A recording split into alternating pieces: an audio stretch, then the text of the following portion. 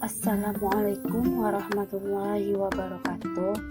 Kami dari kelompok 10 PMP yang beranggotakan Sinta Mardia Putri, Suci Febrianti, dan Warsi Lasmi akan membacakan hasil diskusi kami tentang konsep dasar dan tujuan manajemen pendidikan. Yang pertama, pengertian manajemen pendidikan. Kata manajemen berasal dari bahasa Prancis kuno management, yang artinya seni, melaksanakan, dan mengatur. Pengertian manajemen menurut para ahli. 1. Menurut Ricky W.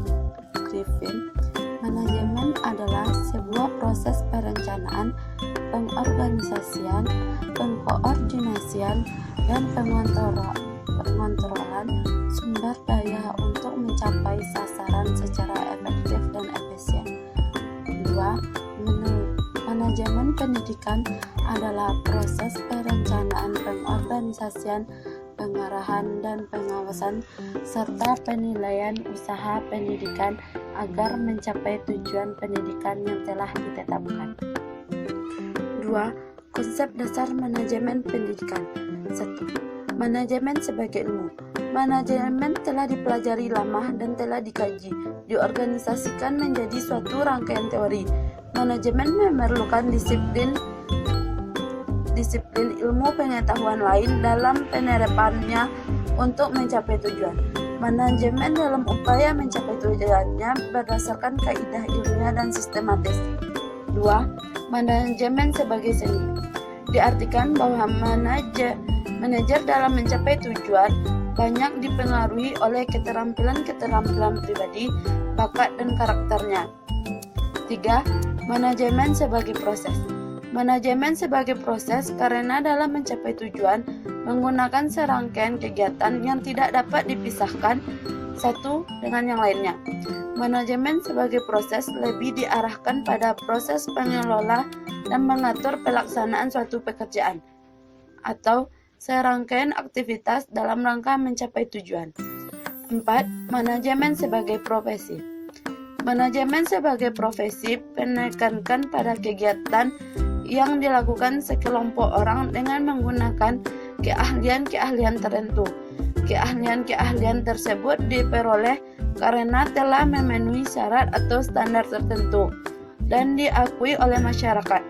Dengan keahlian tersebut, seseorang dapat memperoleh suatu status. 3. Tujuan manajemen pendidikan. 1. Terwujudnya suasana belajar yang aktif, efektif, menyenangkan, dan bermakna. 2. Terciptanya siswa yang aktif, mengembangkan potensi dirinya untuk memiliki kekuatan spiritual, keagamaan, pengendalian diri kepribadian, kecerdasan, akhlak mulia, dan keterampilan yang diperlukan dirinya, masyarakat, bangsa, dan negara. 3. Terpenuhinya salah satu dari kompetensi tenaga kependidikan atau tertunjangnya kompetensi manajerial tenaga kependidikan sebagai manajer.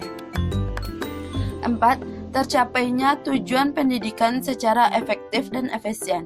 5. Terbekalinya tenaga kependidikan dengan teori tentang proses dan tugas administrasi pendidikan atau tertunjangnya profesi sebagai manajer atau konsultan manajemen pendidikan. 6. Teratasinya masalah mutu pendidikan karena sebagian besar masalah mutu disebabkan oleh manajemennya. Sekian presentasi dari kelompok kami. Assalamualaikum warahmatullahi wabarakatuh.